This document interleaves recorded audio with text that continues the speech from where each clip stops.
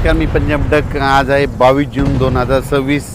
त्याला सांगू इच्छितो की आज मतदार 22 जूनला म्हणजे आज रात्रीच्याला तुमच्या भागामध्ये चांगला जोराचा पाऊस सुरू होणार आहे. आजपासून तर चांगला जवळपास 5 जुलैपर्यंत चांगला पाऊस बरसणार आहे आणि तुमच्या इकडे जे छोटे छोटे तळे आहेत त्याच्यात देखील पाणी येणार आहे. म्हणून हा अंदाज लक्षात घ्यायचा. तुमच्या भागात दुष्काळ वगैरे काही पडणार नाही म्हणून हा अंदाज देखील लक्षात घ्यायचा.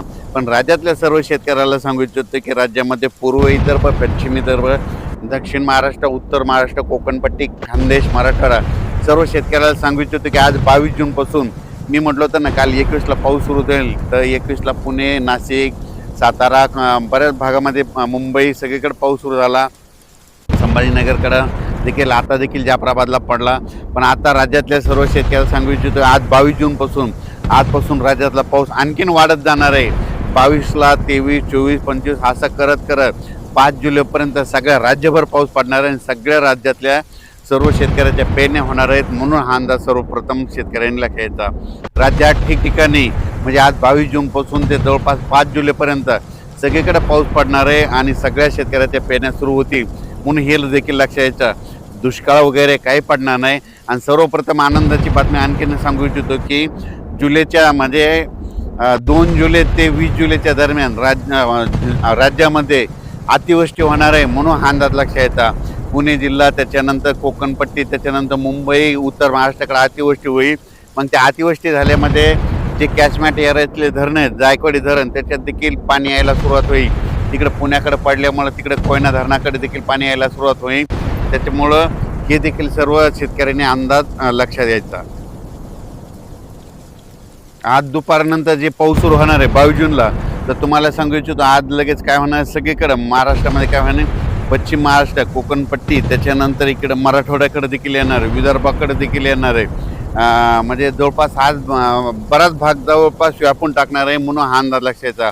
आजच्यापेक्षा आणखीन उद्या 23 तारखेला आणखीन 23 जूनला आणखीन बराच भागामध्ये व्यापून टाकणार आहे. 24ला 25 असं करत करत सगळीकडे वाटणार आहे. म्हणजे सांगायचं झालं तर विदर्भामध्ये सांगायचं झालं तर वर्धा, नागपूर, भंडारा, गोंदिया, चंद्रपूर, यवतमाळ, वाशिम, अकोला, बुलढाणा, अमरावती ह्या परिसरात देखील म्हणजे आजपासून पावसाला वाढायला सुरुवात होणार आहे. म्हणून हा अंदाज लक्षात घ्यायचा. विदर्भात मात्र 23, 24, 25, 26, 27च्या दरम्यान चांगला पाऊस बरसणार आहे आणि त्या शेतकऱ्याचे देखील पेरण्या होणार आहे. म्हणून विदर्भातल्या 11 जिल्ह्यातल्या शेतकऱ्यांनी हा अंदाज लक्षात घ्यायचा. मराठवाड्यात देखील आज बऱ्याच भागामध्ये मध्ये परभणी जिल्हा, लातूर जिल्हा, बीड जिल्हा, धाराशिव जिल्हा, जालना जिल्हा, संभाजीनगर आज देखील बऱ्याच भागामध्ये पाऊस दाखल होईल. पण उद्याच्याला आणखीन ह्या 5-7 दिवसामध्ये मात्र सगळीकडे दाखल होऊन मराठवाड्यातल्या देखील शेतकऱ्याच्या पेरण्या सुरू होतील. म्हणून हा अंदाज सर्व शेतकऱ्यांनी लक्षात घ्यायचा. त्याच्यानंतर सातारा जिल्हा, सांगली झाला, सोलापूर, कोल्हापूर तिकडे तर कालच पाऊस सुरू झाला. पण तिकडे आज देखील बराच भाग कव्हर होणार आहे. आणखीन 10 दिवसामध्ये तिकडेच देखील सगळीकडे पाऊस पडेल आणि त्या भागातील देखील शेतकऱ्याच्या पेरण्या लागू होतील. म्हणून हे लक्षात घ्यायचं.